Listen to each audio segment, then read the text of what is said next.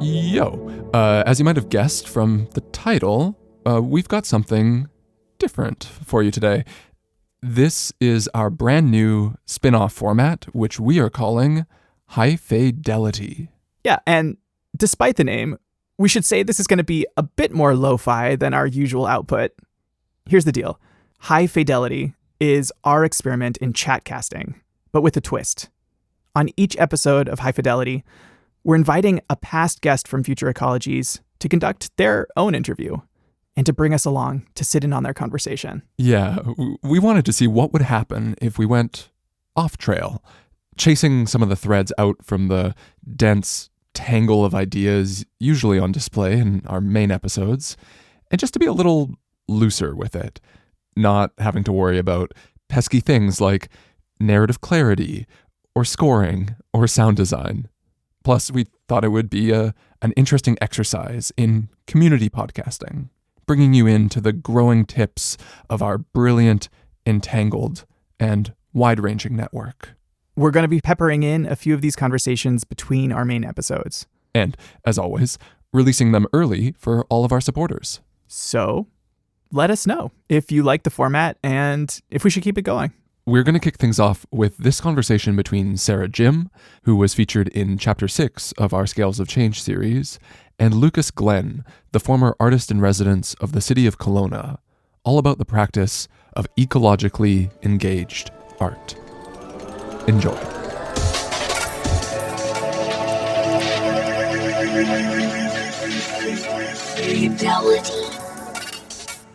Aitzquachel Nisjalacha I Shwalakwa, Sarah Jim Thanasnate, Chesalayat Sanach Husanich at the Husaikam Elalungs, Sequempton Thanamain, Wendy Thanatain, Helixin Quenis Tachel. So, good day, everyone, my friends and family. My name is Sarah Jim. I'm from the Husanich Nation from the Saikem village. My dad's name is Sequempton, or David. We're Coast Salish and Mexican. And my mom's name is Wendy. We're English and Russian Jewish. And I'm glad to be here. I'm a visual artist in the community, and I've been in the ecological restoration work for about 6 years with Papake and Hayout. And now I'm currently learning Sinchothan, the language of the Husanich people, at the Husanich College in the Sinchothan East program. But I'm going to be putting on multiple hats, artist, land steward, to talk to my friend Lucas today. And I'll let Lucas introduce himself. Rachel, thank you for having me, Sarah. I'm a visual artist, Okanagan based. I'm a settler. I'm of Scottish, Irish, and Dutch ancestry, and I can introduce my practice a little bit. So I borrow aesthetics from industries that dominate what we call nature. So I take like the stuff of industry, outdoor recreation, all that, and I repurpose it, or I try to repurpose it to make things that support ecological thinking, ecological being, and even like ecological care or support. Care is kind of a loaded word. So I make sporty planters, rugged compost systems, detail-rich dioramas, and I have this kind of DIY approach that I attribute to my background growing up in small town BC in the interior, a place called Winfield. Yeah, and I love it. I love that you are utilizing materials that are seen as like recreation, because, you know, people love going for hikes and they love spending time in nature, but it's like a very one-sided relationship where we're kind of like dominating the landscape. And I love like the subversiveness of you kind of taking these practices and being like, well, what can we do for the land, and how can we use these objects to kind of, yeah, like you said, kind of like caretake or steward the place that we're essentially benefiting from. And I love that because it's such a long-standing tradition, especially in Indigenous cultures where we are nature. We need to have these interventions with the land for places to thrive, but also for us to thrive. And so it's like a really cool way of shifting our mindset of like, oh, I'm just going for a hike and like enjoying nature. It's like really putting your hands in the soil and really shifting our relationship with where we are.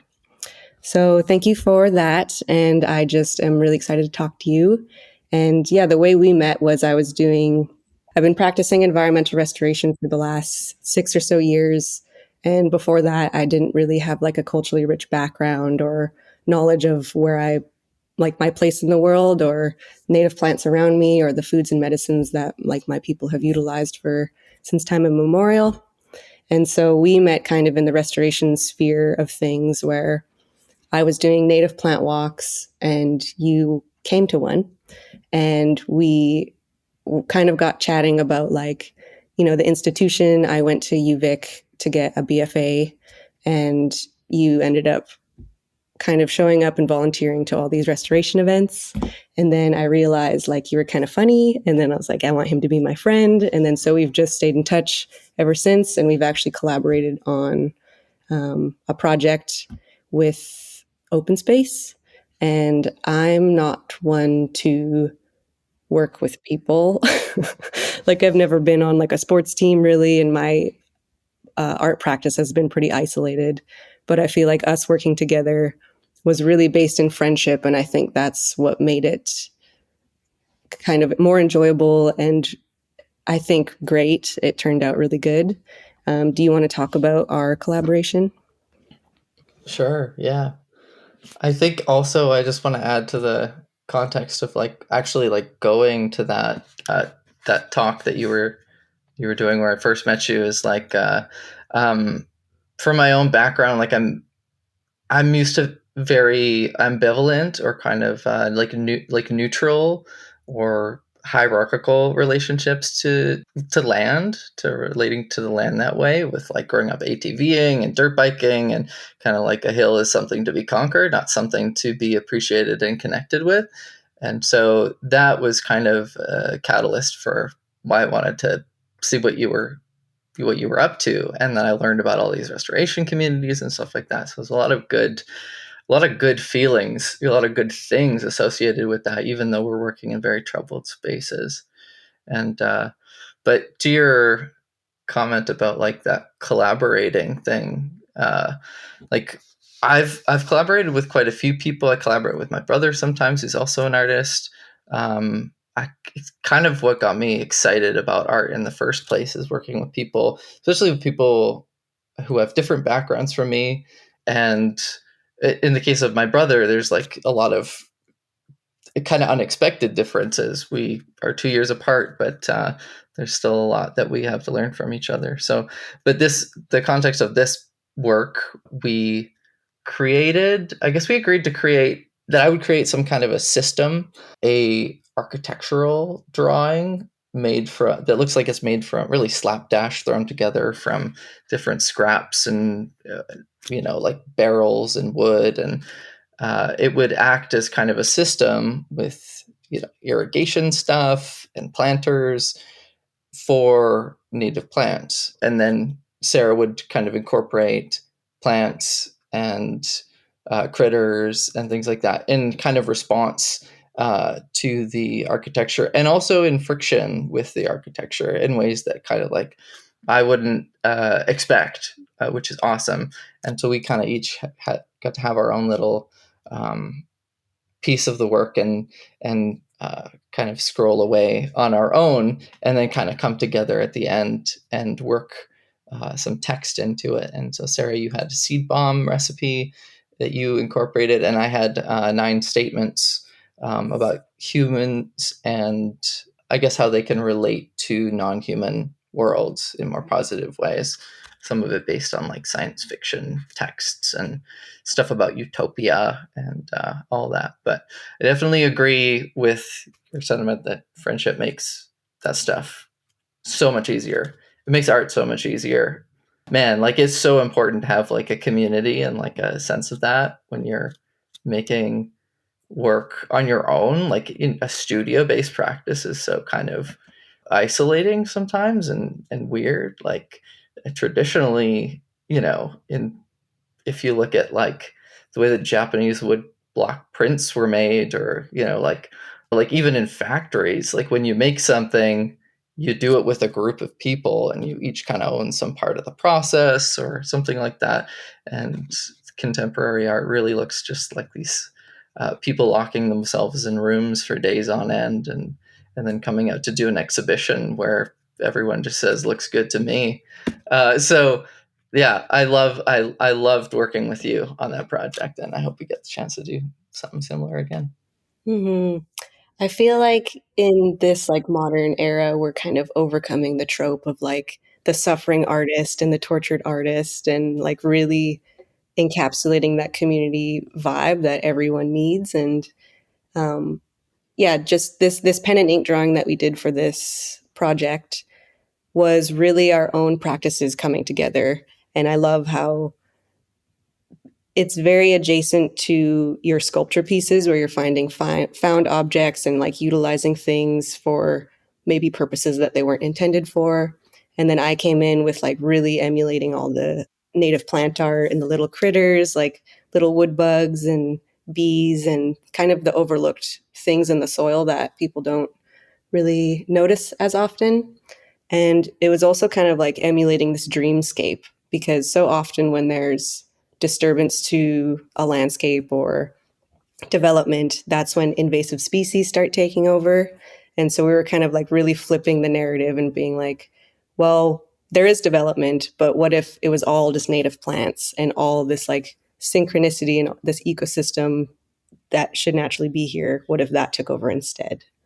Because there is such things as like novel ecosystems, and that's when, you know, maybe a development happens or like an abandoned building is there and Himalayan blackberry starts taking over or English ivy.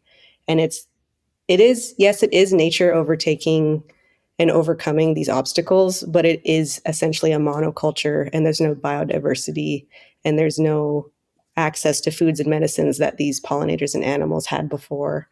And so yeah, I really loved this project, and there's so many tiny little things that you added in that drawing that was just fun to discover. And yeah, I love working with you. And it did teach me that maybe I do need other people in my art practice, and I love that. So I learned a lot from that project, and just appreciated what it turned out to be. So you're from Kelowna and you're currently living in Kelowna, and you were the artist in residence this year. Can you tell us about that? Yeah. So, City of Kelowna had a call for artists. I applied as a kind of a work from home kind of deal. Like you work from whatever studio you currently work out of. Like they just had the budget for sort of a commissioned public work with a climate focus is what they were looking for. So I first pitched this idea that I wanted to put these small devices made from found objects, repurposed electronics, all that into city parks, different city parks, and that they would have some kind of interface, like some way for humans to interface with non-humans that would have a one-to-one benefit. So a benefit for human, benefit for non-human. So imagine filling up your water bottle and then you have some water kind of diverted to a little plot of bunch grass or something like that at Knox Mountain. But it kind of, I realized that I needed to be present if it wasn't sort of a design project, if it was an art project, because I wanted it to be experimental. And the devices needed more presence as well for them to draw anyone's attention. So I kind of needed to make a spectacle. So I built a temporary mobile sound installation. It was a dirt bike trailer that I'd repurposed as kind of a kiosk for myself, and it was rigged up with solar panels, canopy made out of a room divider. Essentially, to power any electronic components, it worked as a little power station. So I had an RV battery in there and all that. And the installation happened at different parks throughout the fall. Bentley Park, Knox Mountain Park, a couple others, some great little spots. It was called Massive, and the idea was that it would kind of have some contrast with these small devices. But the trailer was kind of big, so it kind of worked and kind of didn't. But it was an abbreviation for Makeshift Anthropocene Symbiosis Station and Interface for Vibrant Exchange. So it had this huge, like lofty title was the idea.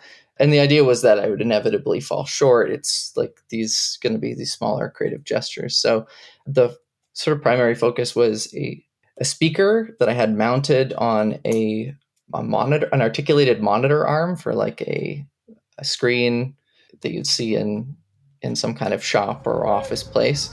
And that was mounted on a tripod. So it's kind of like this articulated 3-footed thing that was powered by Makita power tool batteries, and it had radio attached to it that was looped through a bunch of guitar pedals, 4 guitar pedals, to boost and amplify the frequencies of sound that plants respond the most positively to. And this is based on, some pseudoscience, some real science, based on like how plants respond to vibration. And so I was really aiming for this 350 to 500 hertz range. And what folks could do is they could grab, one of these 2-way radios that I had at the trailer station, and they could walk around the park and speak to the plant, and kind of like they might speak to a plant at home. And I had it set up for different plants: maple tree, some Oregon grape, depending on the park, and some yarrow, some really little yarrows. That one was kind of funny. And in another variation of it, earlier on, I had sort of a DJ setup where people could kind of play their own music for the plant. They could bring CDs. I had CDs, I had tapes. They could turn on the radio, and you could kind of put on some Madonna or ABBA or John Coltrane and play that music in the park, but kind of filtered to this very specific sound wave.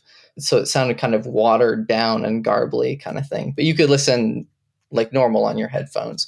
But I burned through so many boom boxes because I don't think people were rough with them, but if you buy one secondhand, it's going to last like a day tops. So I just got tired of the waste. So I went with this radio setup for the final installation, and that was the best one because I had a seed library component with a bunch of books that people could pull from the trailer.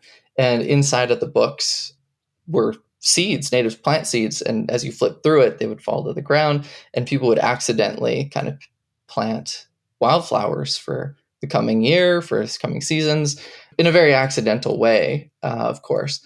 But people found out that they could read to the plants from those texts for themselves and for the plants. And that was really interesting, having people walking through the park and engaging with 2 components of the work at once in a way that I hadn't expected. That became quite popular. Mm-hmm. I love all of this. I find that public art can be very like one-sided and airy and fluffy, but this is actually making a like beneficial difference because showing these plants that kind of love, like they really feel that. And I love that your setup with the radio and like all of these kind of mechanisms, it looks really official, and it looks kind of like someone's doing like a science project or doing research or something. But it's kind of this silly concept where it's like, no, we're just singing to plants and we're just like putting love into the earth. And that juxtaposition is really interesting to me. And also the radio kind of result that it ended in, it seems way more intimate because it feels like intentional. Like this is me playing music for you, like talking to the little baby arrows. And I love that. And yeah, with the seed library too, brilliant, genius, love it. Like you're essentially educating people through these texts, but also, yeah, inadvertently planting all of these native seeds. And it reminds me of like when settlers came over, they kind of inadvertently brought invasive plants and non-native plants and planted those seeds.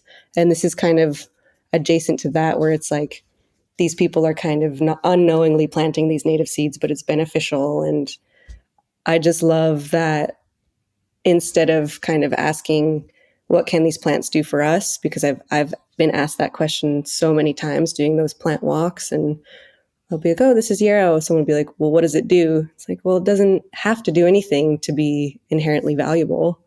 And so I just love that you're intentionally giving back to the land in this way, because that's how, in my mind, it should be. It also reminded me too of speaking to the plants and reading to the plants and giving them love.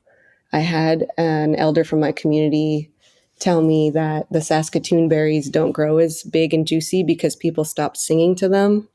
And I think that is just like ancient science that we've kind of lost. And so this like reiteration of speaking and singing to your plants is like a really beautiful thing, because I feel like we're rediscovering that relationship with the land. So I love this project. It's great. I've worked in the public before, and it is interesting because people have these interpretations that you've never even thought of. Do you want to talk about what it was like working in the public? Sure. Yeah. Yeah. No, I definitely agree on that. Like it's people kind of bring their own sort of ideas to a work and expectations, definitely. So it was weird. It was engaging. It was fun. That the last location, like there was a marathon happening the same day, just earlier, thankfully. Like no one was running. It wasn't a huge crowd running through the park. And so I got tons of questions like, do you know how long the marathon is going on today? People just assuming I'm there in a high vis vest, they're like, oh, you must be involved with it in some capacity. And so I thought that was kind of funny. I also wonder about my positioning with the work too, like how much of an authority did I come across versus like how much of I wanted to be there to ask people questions, but people were coming there to ask me questions. At the same time, it worked to keep away a lot of riffraff. I mean, people coming by and saying like, oh, there's a truck that's parked on the hot sands beach. Like, is that your truck? That it better be your truck, kind of thing. Because I had to get the trailer into these parks. So like, I was permitted and all that, but some people were a little bit, let's say, perturbed by the weird sounds in some of those parks, and my presence. But so it kind of went both ways, I guess. And I think it's kind of a privilege to be with your work when someone receives it in some ways. So I was able to kind of, I guess, coach people in interacting with it when they were uncertain. I found that I stepped away from the installation when I was at Knox Mountain Park at the top of this, like, it's like this beautiful, beautiful kind of like sunburnt mountain. I stepped away from the work for a while to just see how people would interact with it if I wasn't there. And folks would get up really close in a way that they wouldn't when I was there. They'd get up so close, they'd kind of almost be rooting through my stuff. And because I had some bags and things like that inside the trailer. But they wouldn't interact with it. They wouldn't DJ for the plant. They wouldn't speak to the plant, kind of thing. So I was glad I could be there to remove some of the friction of the function that happened with some of the aesthetic decisions I made, because I'm working with kind of rusty metal and a dirt bike trailer and all these components that are meant to look kind of scientific, kind of almost like solar punk in their own way with all the solar paneling. And those aesthetic decisions aren't kind of the same as the ones that are made for the things that we interact with every day. Mm-hmm. Yeah, I find that when anyone's in the public, it kind of belongs to everybody. So there's that kind of duality of, oh, I'm entitled to interact with this. I'm entitled to touch this and kind of root around. But then there's that also other option where you're like, oh, that's somebody's stuff. I don't want to deal with it. So it is really nice for you that you were able to be there to kind of be that bridge between the people and the work. Yeah, I've worked in the public doing restoration and painting murals and stuff. And it is really nice to be there when the work is being done, because kind of coming back to that community aspect, like people have such amazing things to say, and everyone you meet has something to share that you didn't know about. And so I love that it was like a vibrant exchange, not just for the plants, but for you with the public and them with each other. And yeah, just really on the basis of relationship building. I love that. So there's a quote about Massive that I'm going to read, and it says, like its ambitious title, the trailer's relative size questioned if the supports outweighed the gestures. Energy, material, space, labor, knowledge, and the artist himself all connect to form a flawed but well-meaning support system. Do you want to elaborate on that? Sure, yeah. And tell me how practical the work is or isn't in preparing us for the future. Yeah, definitely. Okay. Yeah, in terms of the supports potentially outweighing the gesture, I think that the work really succeeded. Uh, I guess where it succeeded as art, it failed like environmental criteria or like restoration criteria, conservation criteria, and vice versa. So I think some good examples are like, like it allowed people to make weird, interesting sounds for plants and kind of facilitate this interesting connection, which is like really interesting artistic gesture. But then the fact that I wasn't there to measure any of that success, like a potential success, even it was more like a speculative exercise, is like not great for an environmental project, right?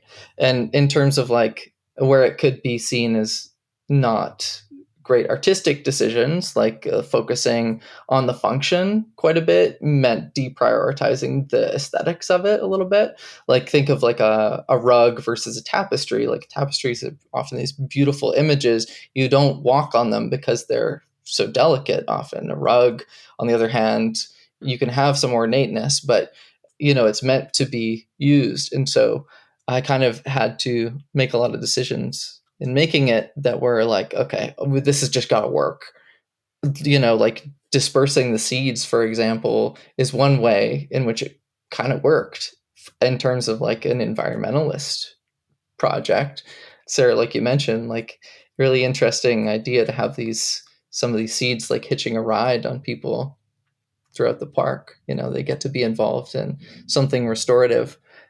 I think this work relates to this idea of a boundary object, which I'm kind of interested in. It's like there's this curator from who's I believe Alberta based, named Natalie Lovelace, who wrote a book called Making Art at the End of the World. And that was one of the books I had in the seed library and was dispersing seeds as well. But she talks about how a boundary object does things across disciplines. It satisfies certain of their requirements without, however, properly belonging to either one of them, end quote. So it's kind of like this not quite belonging to art, not quite belonging to an ecological project that I think is kind of compelling about the work in some ways. I hope is compelling about the work, but I love experimenting with failure because you kind of can't go wrong if you mess it up. It's like inherent to the work. You get to decide as an artist what the criteria of your work is going to be. And for me, that the idea of a gesture that kind of falls short is kind of interesting in terms of like the project of modernism, the hubris of like white settlers like myself thinking that they can kind of have their run of the place and have the consequences just be massive. No pun intended. But if we think about the consequences, including climate collapse, it gets really, really poignant, I guess, when you think about modernism as a project.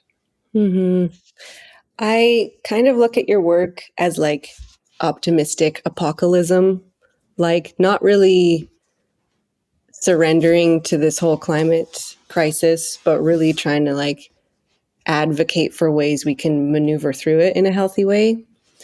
I also think that art doesn't always have to be aesthetic, and I love the non-binary realm that this project is kind of like straddling.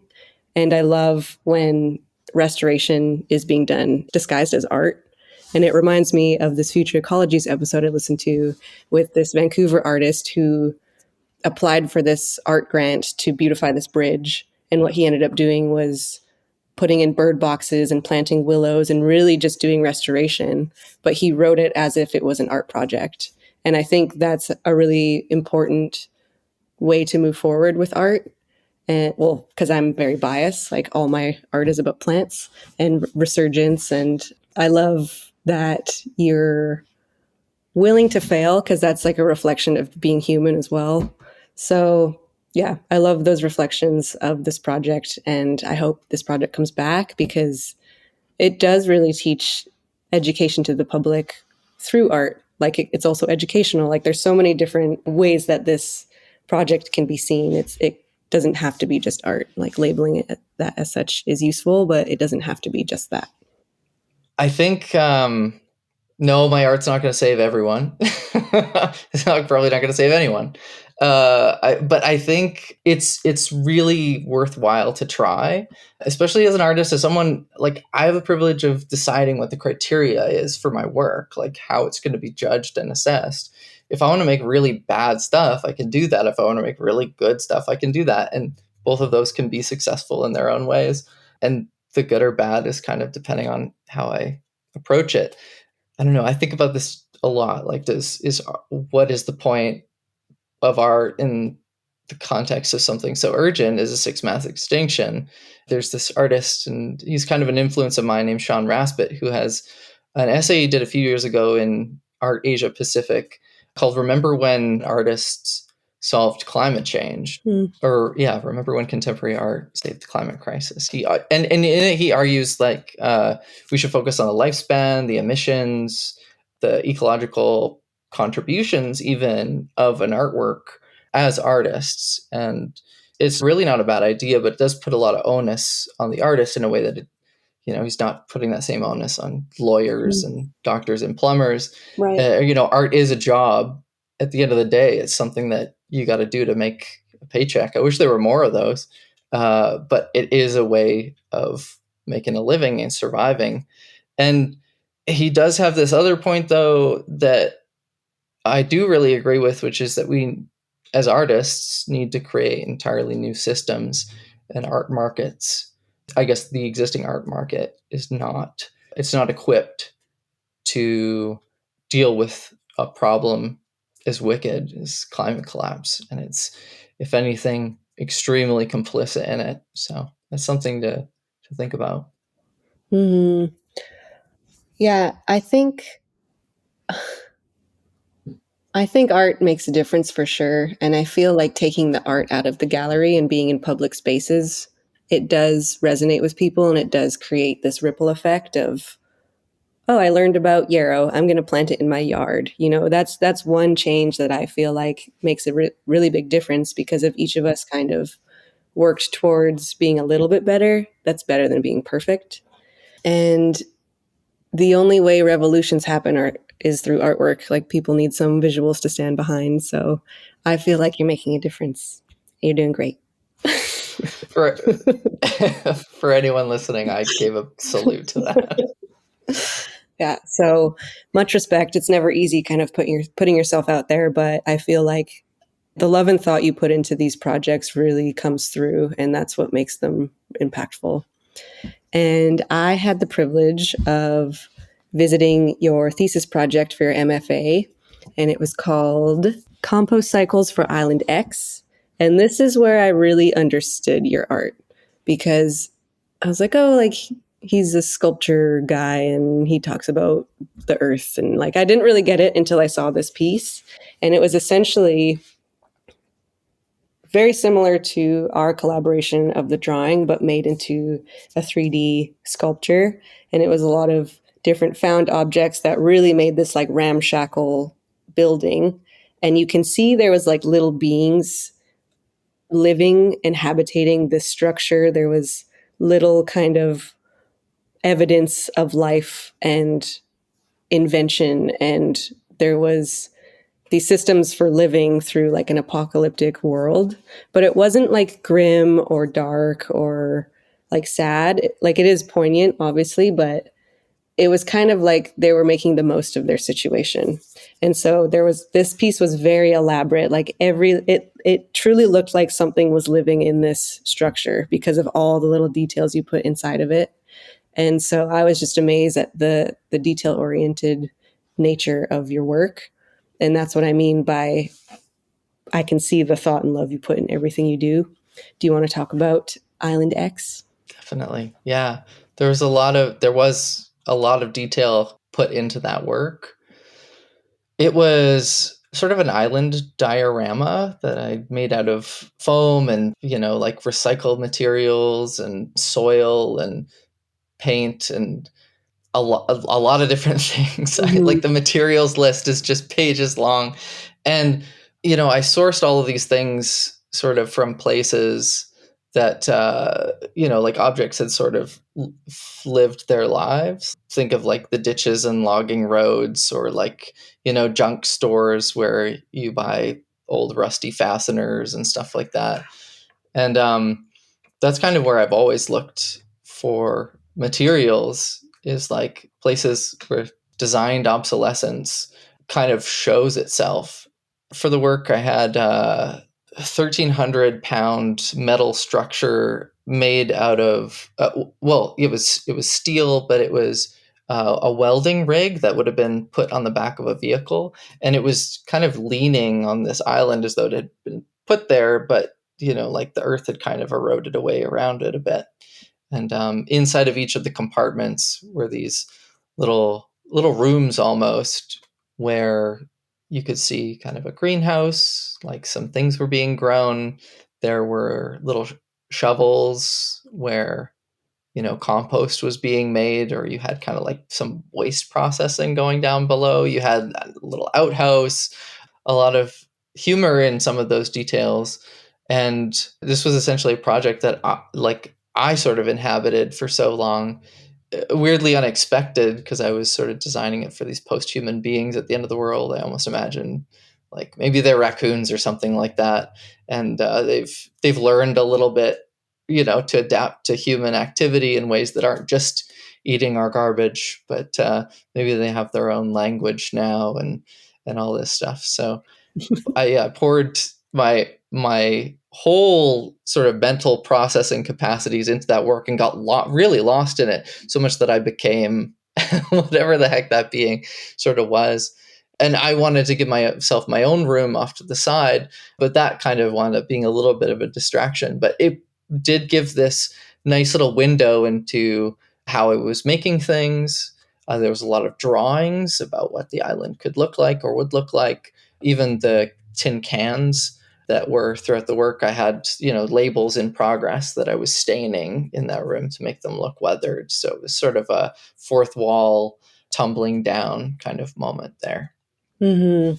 Yeah, it's funny that you call it a diorama, because when I think of that word, I think of like a stuffed animal wrapped in toilet paper as like a mummy in a shoebox kind of thing, like little diorama. But this was like a big structure, like 10 feet tall by like 6 feet wide. Like it was like quite large. And those little rooms you were talking about were little vignettes of life in this, I guess, post-apocalyptic world, or even like modern times.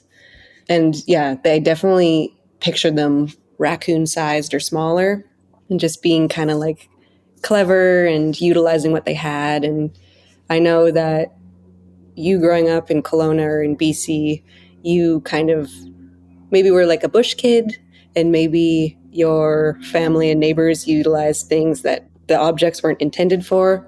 So can you just talk to me about memories of like the resourcefulness growing up? Definitely. Growing up, in particular, the one thing that stands out to me the most is my dad's use of Folgers tins. So like you'd get these aluminum cans that were, like pretty decent size, full of coffee grounds with plastic lid that you'd peel off. And they were just such a useful thing in and of themselves for like fasteners, for organizing stuff in his garage and hardware and all that. Ashtrays. Great ashtrays. A little bit big for that, maybe. Communal ashtray. Communal. Oh yeah, definitely. You could fit a lot of ash in there. And so he'd use these for fasteners, but as well, like in really creative ways. Like we had a cabin growing up this area called Beaver Lake, and it was pretty ramshackle, and so it didn't have any electricity, but we did have a propane stove with a couple working burners. And so he'd set one of these aluminum cans on top and puncture holes in the bottom of it. And through those holes, the heat would rise through the element, and you could set pieces of toast on top, and that's how you'd toast your toast in the morning. And 90% of the time super burned, and it would always like really focus toward the center of the toast, so you had to distribute it all constantly. But I just thought this was so creative, and there's a lot of humor to that approach, because there's kind of got to be a better way to do that. So I love this sort of questioning when you interact with something like that. I try to go for that in my work too, is like this idea that like this isn't the solution, but it's like a potential solution. And I think that's so important when you're dealing with something like, addressing something so big as climate change, and thinking about what our future could look like, thinking about what we could be doing now that's different, is like there's no one size fits all approach. There are many approaches, and I hope that people can kind of come to it themselves.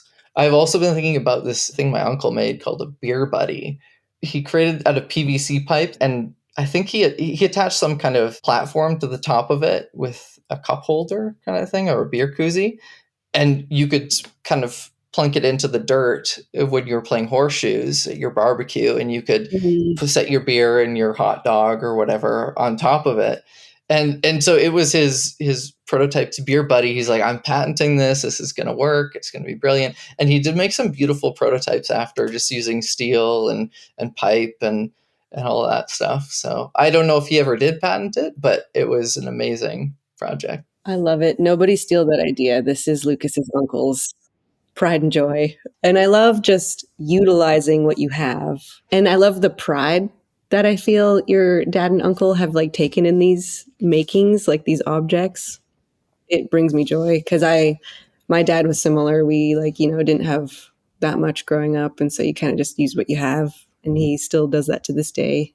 It's very like eco-friendly in a way, because going out and buying new things, that's a privilege. And so anyway, I just wanted to talk to you about how that kind of transferred over into your art, because I feel like that's very applicable to what you are doing now. I just want to say there's also kind of an interesting thing that I hadn't really considered, is like there might be some kind of almost like a legacy to keep going with that, because as consumer items get poorer and poorer in quality, and in terms of quality, I mean the material quality. I don't mean the quality of the object itself. Like it can do way more. We can do way more with sort of way less, but it's this way less in terms of like thin plastics and kind of throwaway materials, is like, are we really going to be able to repurpose a lot of these things that we are buying anymore? And I know there's so much junk out there that it's kind of maybe a bad question to ask, but I think as furniture becomes MDF instead of walnut increasingly, like that's going to melt away with one day in the rain, So I don't know. Yeah, I feel, everyone knows capitalism kind of comes down to this like crisis we're in many ways, and colonialism.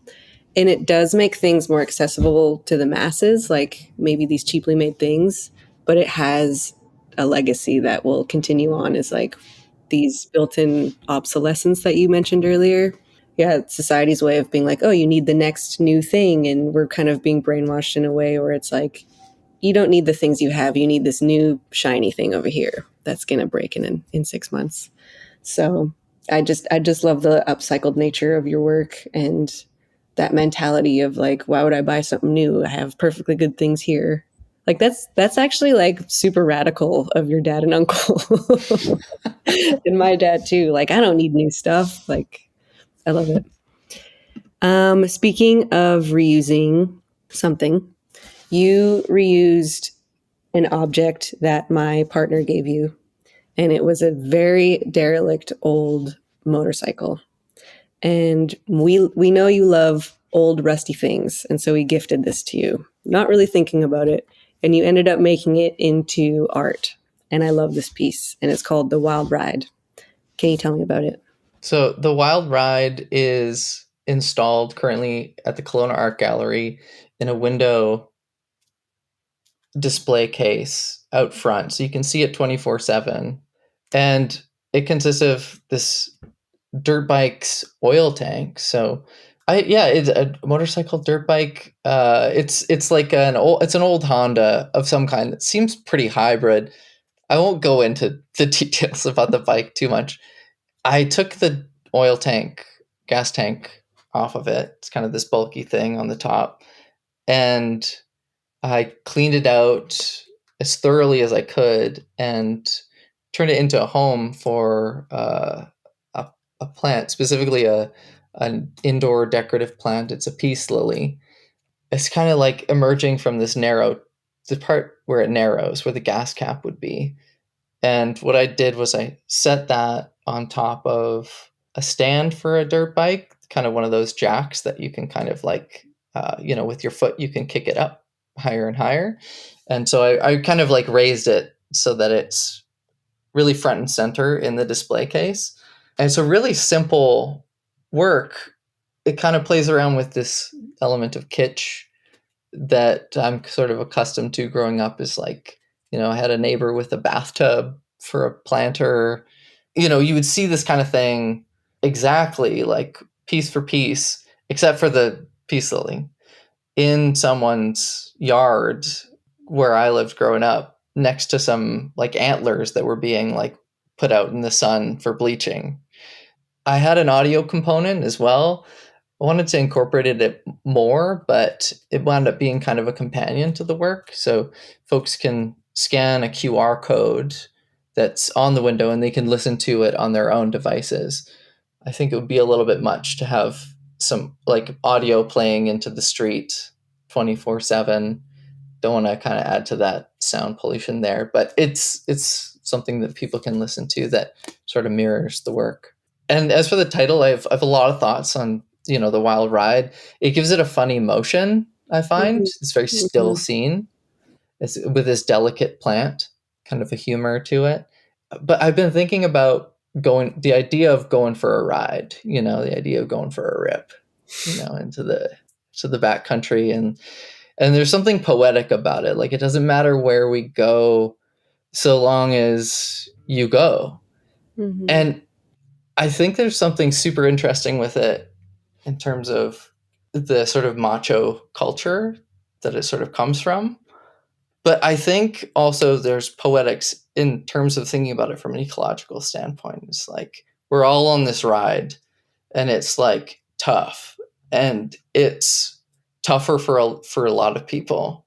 How can we extrapolate and like kind of pull the coolness from this and connect that to new ways of relating or different ways of relating than are promoted in the West to non-humans? So in the sound component especially, I have the voice, an AI generated voice of a very well-known voice actor, Sam Elliott, who did these Dodge Ram commercials Mhm. back in the day. If some people might be familiar with those.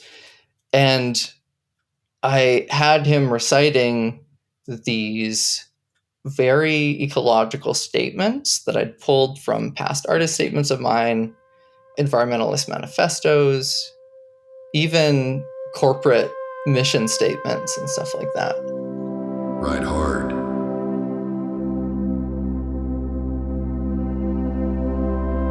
Ride for good. Ride to be a good steward. Ride with good intentions.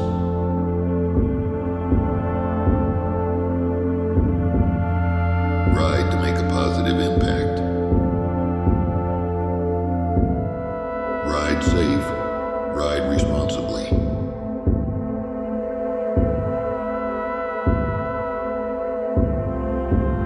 Ride for a future. Ride beyond.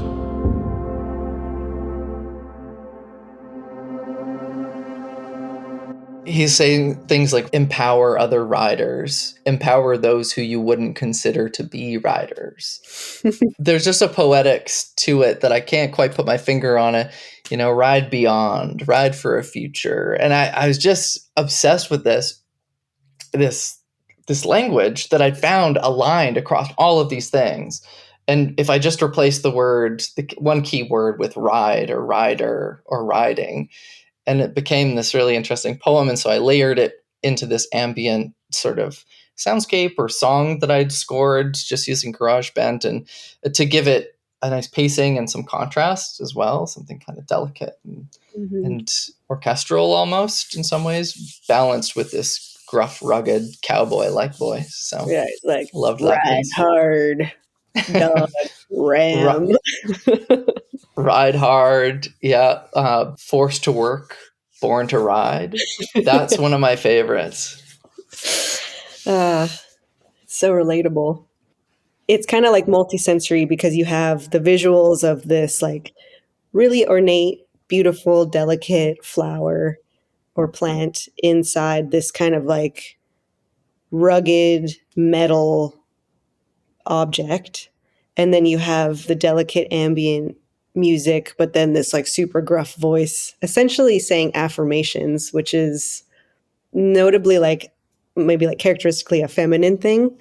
But I love just like the juxtaposition between the feminine and the masculine. And like we were talking earlier and you gave the examples of pinstripes, like beautiful, delicate pinstripes on like hot rods. So this is what this reminds me of. To me, it looks like a really high-end piece. Like someone would see it in a gallery and be like, I'll buy that for how many thousands of dollars it needs to be.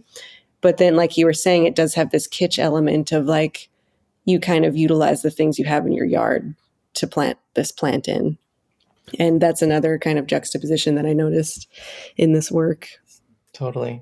And when you're dealing with both of those elements, you end up with like some kind of queerness, right? And I think that's inherent to a lot of I don't want to get into the gendering too much of it, but like it's part of my background, right? It's like growing up playing Halo, growing up, getting into fights in the mud with your friends. And I think a lot about the weird poetics of all of that and the allegorical like dramas that play out in like these, macho alien conquering video games, or like you said, the pinstriping, even the term like Mountain Dew, I'm kind of obsessed with because it's so beautiful and poetic. If you really think about dew on a mountaintop, but then you think of this slime green, electric colored drink that you imagine yourself slamming. You don't drink it, with the pinky up. So, but it's so beautiful if you think of Mountain Dew. So and when I had my residency at the Banff Center, I convinced some of my colleagues that we would title our show Mountain Dew, and that's been my pride of this year, I think. You did name it that? Mm-hmm. Nice. I love it. Yeah, I don't love contributing to like the gender politics or anything either, but I just noticed the non-binary nature of your work. It's not set to be one thing. It really plays with different concepts all at once in a cohesive like composition, which I think is what makes a work successful.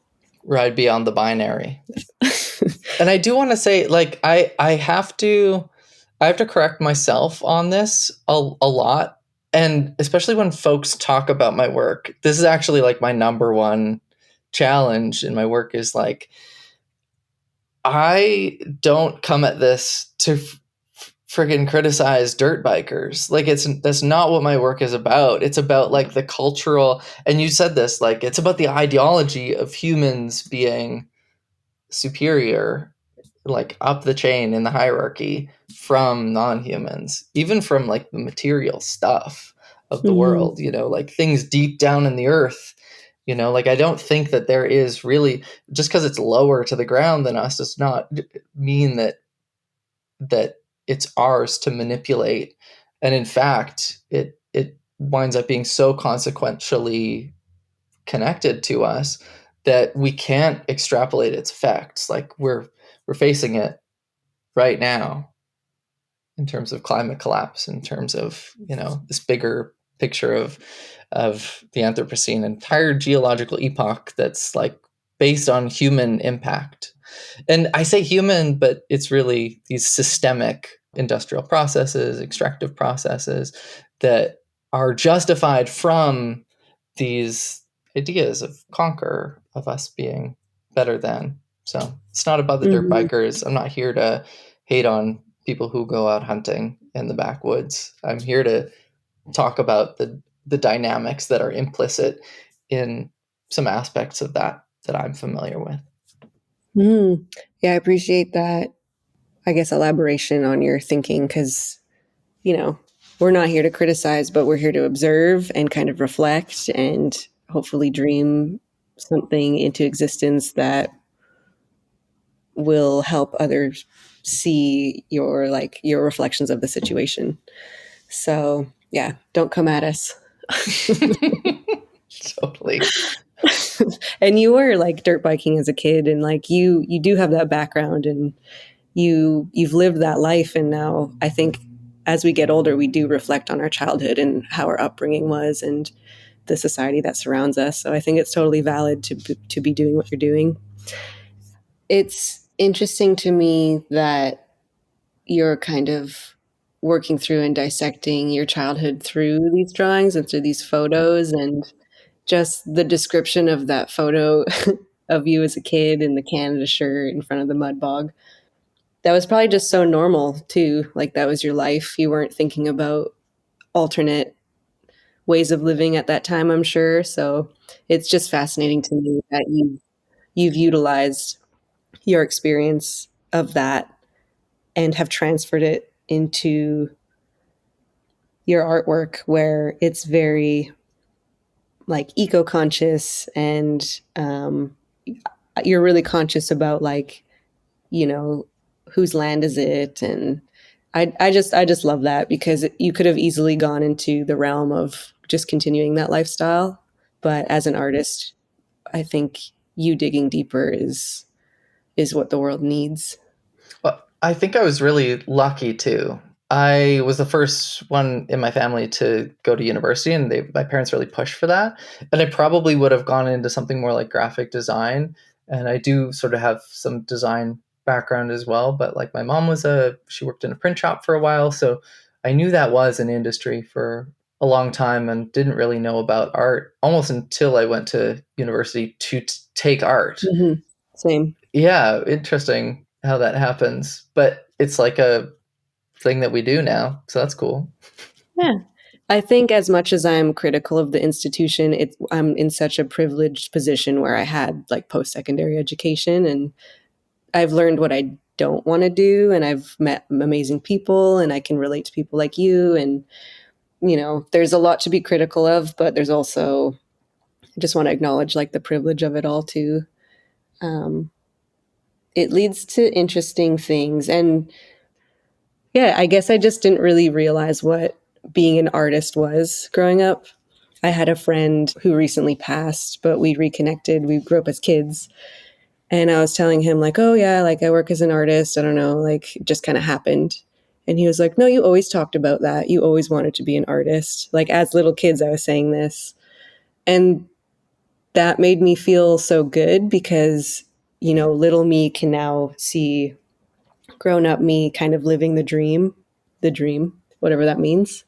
But back then I didn't know what an artist was. Like you picture like Picasso and Jackson Pollock and Andy Warhol and like, the kind of canonized artists. But I've been really appreciating and digging like the contemporary stuff that I'm seeing, especially when I went to UVic. People were making weird shit, dude. Like I was very like graphic artists, like album covers, murals, logos, like practical art, I'd like to say. But I really, really enjoy the more conceptual things now that I've learned the language of art and the language of symbols and what to look for.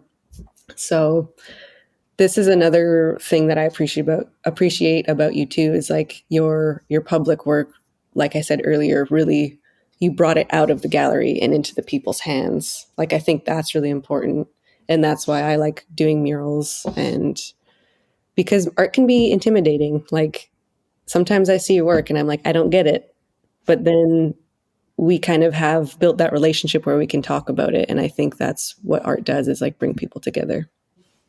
Yeah, well, just thank you for taking the time to answer my questions, and for being my friend, and for being so awesome, and just doing what you're doing. You're like my best friggin' friend. So like I would have done this for free. I know you guys are paying me a lot to be on this show, but I would have done it totally free.